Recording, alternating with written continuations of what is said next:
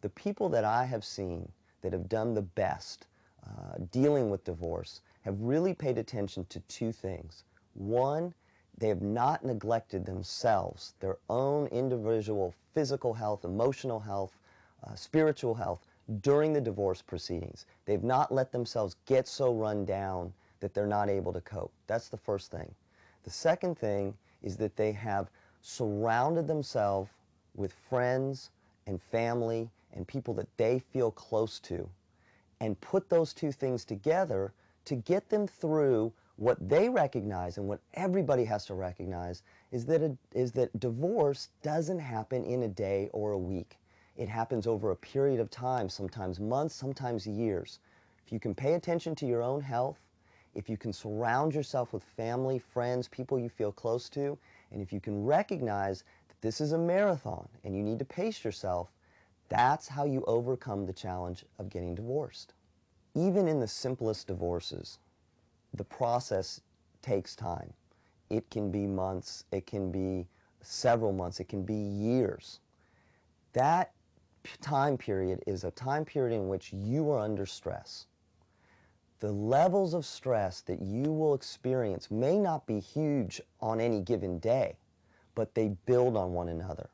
And you can only run under the adrenaline and the stress for so long.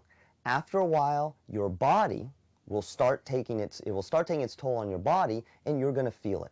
You're going to feel it through headaches, stomach aches, back pain, problems sleeping, skin problems, difficulties concentrating, difficulties keeping your emotions under control. All of these are your body's signs to you that you are under stress.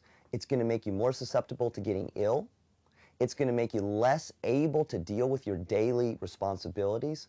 And so one of the best things that you can do for yourself and for those around you is actively work to reduce your stress levels and keep them in check on a daily basis. Now that may mean doing things that you find pleasurable, getting involved in exercise, making sure that you're eating right, that you're getting enough sleep.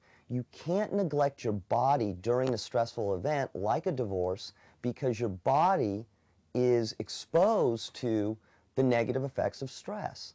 You can't keep running at the same level for weeks and weeks and weeks. Your body will shut down. So one of the most important things that you can do each day is ask yourself, what am I doing today, not for anybody else, but for me, to stay healthy?